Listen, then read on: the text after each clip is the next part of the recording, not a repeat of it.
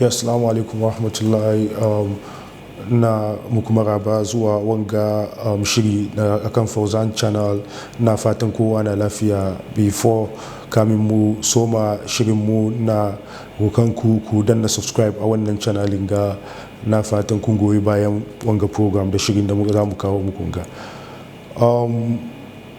Kuka danna subscribe button kan jan nan shi kuma sa notification part saboda za yi wani shiri kan wannan channel.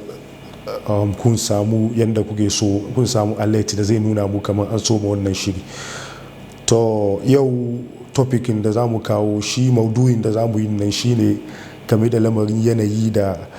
Ghana da Nigeria da duniya baki daya muke ciki a cikin lamarin alloban da ya zo duniya baki daya na COVID-19 coronavirus da mafi yawanci kuke kiransa coronavirus.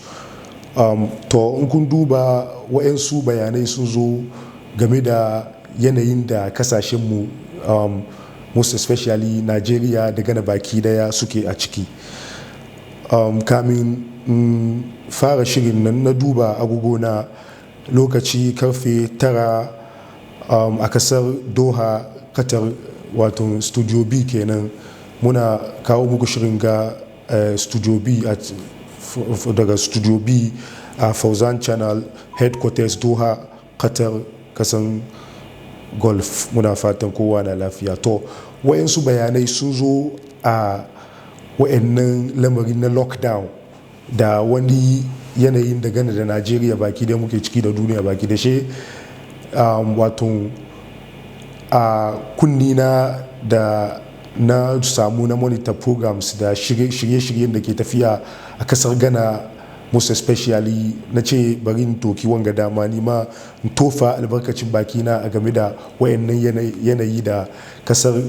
Ghana da Nigeria da duniya baki daya muke ciki. In kun duba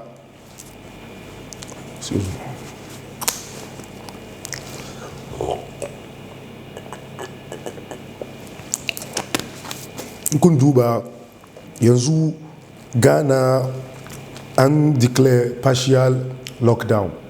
dai kowa ke cewa, amma mu mun kira sa partial lockdown sabida akwai dalilai da yawa da yasa za mu kira ta wannan partial lockdown, kuma mun yi ku bayani ku gane nufin mu, dalilin da yasa muka ce mun da kira shi partial lockdown.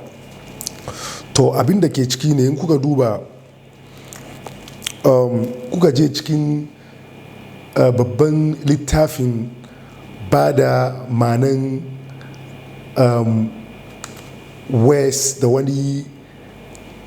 manan abubuwa da ke duniya baki daya na west, kuka je a wannan babban littafi da ake kira, bature ke kiran shi dictionary, da ke fasara manan abubuwan da ke duniya baki daya. Bari in karanta muku wani aspect a turance shi ilmantar da ku a cikin Hausa daga baya. In bature ya ce lockdown, ma'ana nufin shi don karanta ta turance, wai the confining of prisoners to their cells,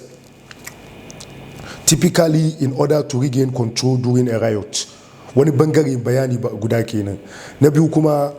ya ce a turance kuma a state of isolation or restricted access instituted as a security measure. Kuka duba bayani na biyun ga ya yi kama da yanayin da muke ciki a duniya baki daya.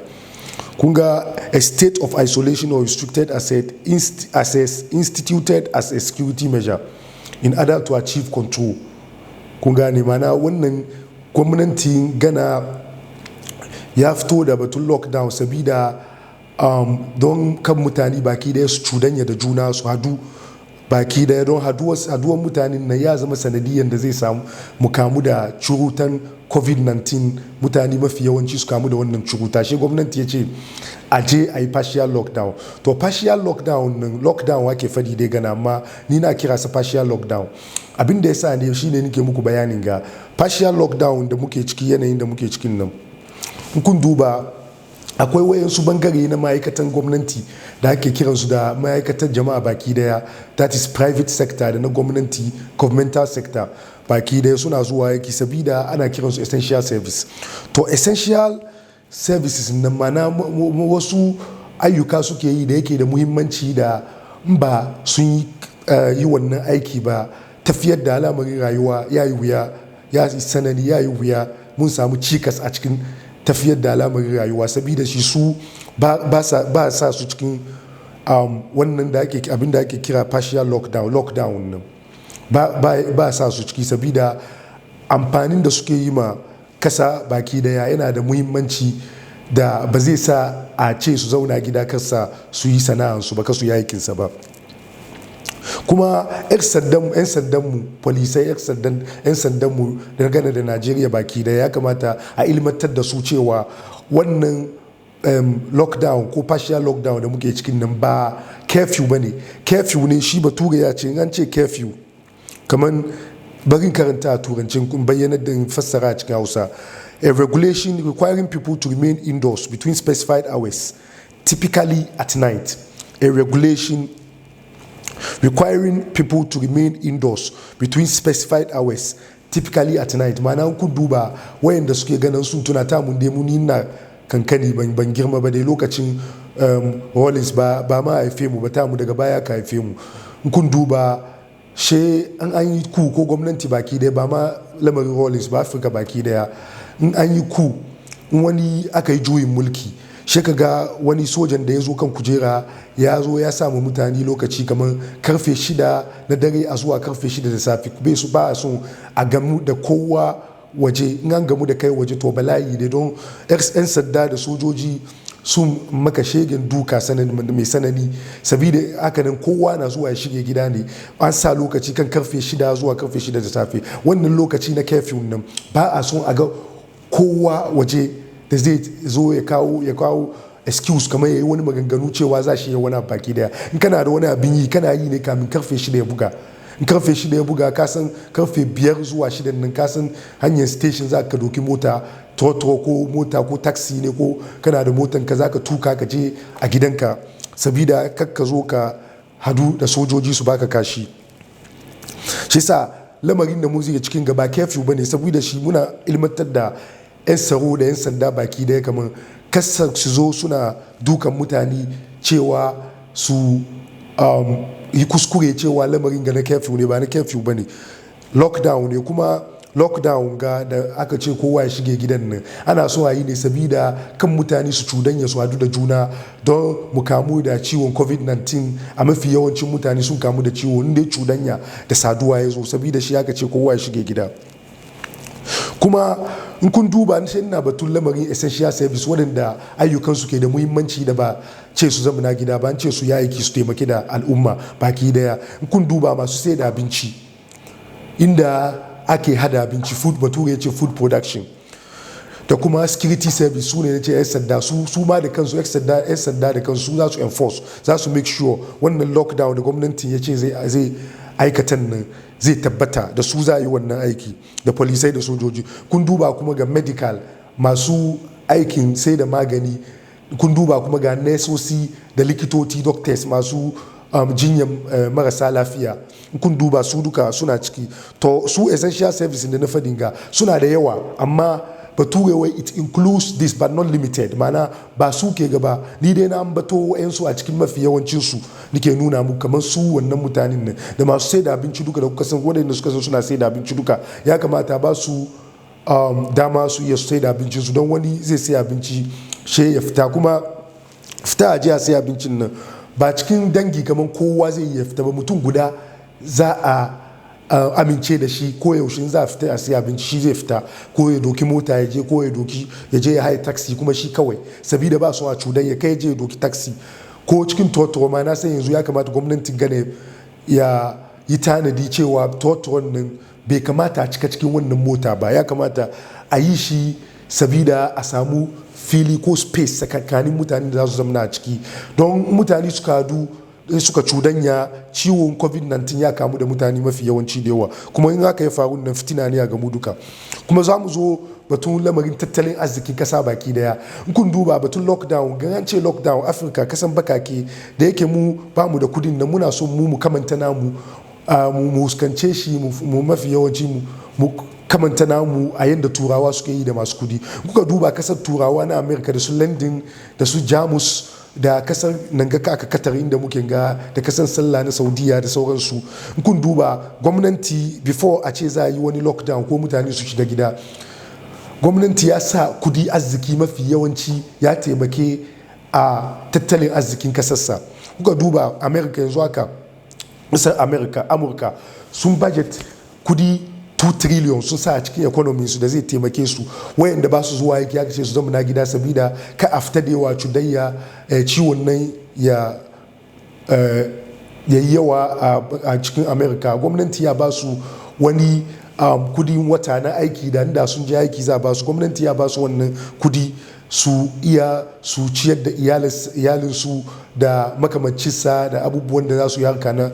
kudi da ya kamata. Kuka duba Jamus kuma da same thing, haka nawa gwamnati ya approve $1 trillion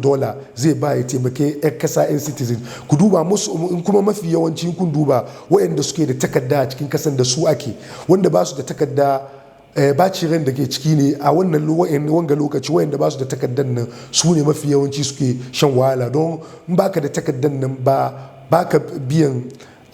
tax, ba abin da ake san tattalin arziki ake san kudi na tax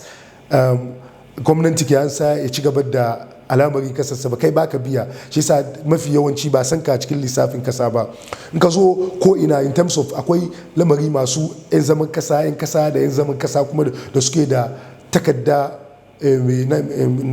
zama na kasa da ake kiran citizen, ko kasan mun ganin Qatar ma akwai shi wayanda suke da citizen da resident, su ma gwamnati na taimakon su yanda ya kamata. Aikin da suke yi na mafi yawanci ma yanzu garin mun ganin aiki mafi yawanci cikin kashi 80% duka na zama gida ne, kadan ke zuwa aiki, 20% ke zuwa aiki. Su kuma gwamnati asijuwa ya biya kowa, last week an biya kowa. Shi sa ina da kaman ka fassara kuma kasar Ghana kuma an ce lockdown bai zama daidai da na kasar turai masu arziki. Ghana kun duba wani zai fita ne rana guda, abinda zai samu nan shi zai iya shi zai ci abinci da shi sa bai iya zama na turai. kuma gwamnati kun duba kasar Ghana an duba lissafi na statistics mafi yawanci 88% suna aikin kansu ne private, 12% cikin kashi 112 su wuce yi mai aikin gwamnati. Shi sa gwamnati bai yi taimako kamar yadda kasar turai suke yi. Shi sa lockdown a cikin kasar Afirka baki dai zai yi wuya, don gwamnati ya kamata mutane an duba kuma sanadiyar lockdown da aka yi ne a zuwa a kiyaye mutane kasu kamu da ciwo, amma ba duba ba yi shi da kyau ba kuma an zo ciwo da yunwa kuma ya kashe mutane za su saura gida. Don ka duba wani shi ya fita tukun ya samu abin da zai ci ya yi sutura da shi, ba kowa ke aikin wata ba da ake biyan shi. Kuma nan zo mu duba kuma wani term da bature ke kira state of emergency. State of emergency nan ba shine lockdown ba, bature ce a situation of national danger or disaster in which government suspend normal constitutional procedures in order to regain control. Kun gane? Shi sa wani aka ya kira shi, wani gari suna kiran shi state of emergency, an ya kira shi ya yi kama da shi, amma necessarily duka ba daidai ba ne. Amma wani kuma ya ce state of emergency, fine, mun ce da shi da wani sun yi kusa, amma curfew dai ne bai yi kusa da wani ba. Don state of emergency wani yanayi kasa ke shiga ne da gwamnati ke iya ya hana abubuwan da ake yi da normally da mafi yawanci ake yi a ban kasa, da gwamnati ya yi ya doki hannunsa ya hana sabida a samu biyan bukatan da gwamnati ke so ya samu. Indis da kuka duba lamarin ga gwamnati na so ya hana ciwon na ciwon na sarbi da ka ciwon na ya wasu a kasar Ghana da Najeriya baki da shi gwamnati ya ce kowa ya zama na gida. Kowa rashin zama gidan na yayi ya declare state of emergency yanda zai yi ya samu an kullum mutane yayi ya control kasan yanda ya kamata, yayi ya yi lamari yanda ya kamata. Shi sa yanda yake kenan. Kuma kun duba inda an yayi proper lockdown da kyau, gwamnatin Afirka baki da shi ma yayi ya sa kudi kadan, yayi ya sa kudi yanda za a yi shi ma mutanen su waɗanda suke aikin gwamnati su samu nasu, waɗanda su kuma suke aikin in yayi ma wayanda suke aikin kansu ma private sector gwamnati ya taimake su don kun duba most of kasar turawa masu arziki da kasar mu nan kasar Larabawa wanda gwamnati ya cire arziki zai taimake yan waɗanda ba su aikin gwamnati da masu aikin gwamnati baki daya. Shi sa yanda yanayi ke tafiya kenan. Shi sa kan wani soja ya yi kuskure ya ce zai hana mutum Ghana da ko Najeriya zai hana shi fita ya sai abinci, amma fita ba yi mutane da yawa mutum guda at a time. Kuma an yin nan ya kamata sojojin su tabbatar kamar ba sa bari mutane su cika a cikin kasa a cikin gari da zai sa a yi cudanya da juna, ya sa kuma sanadiyan da aka saura gida kuma an zo kuma ba dace ba. To an saura gida sanadiyan da ya sa sabida ba son ciwon ya wasu baki daya ne. Shi yasa an kuma an bari mutane suka fita baki daya shi dai cewa a zamna gidan nan bai yi amfani ba kenan. Shi yasa ina fatan mun gane bayanun da muka yi a wannan shirin ga. Ina mu godiya akan wanda suka bata lokacin kuka saurare ni akan wanga shiri. Ina fatan Allah ya saka muku da alheri, Allah saka da mu baki da. To ina rokan ku subscribe to channelin ga, ku taimake mu kuma channelin ya ci gaba. A kwana lafiya. Assalamu alaikum wa rahmatullahi wa barakatuh.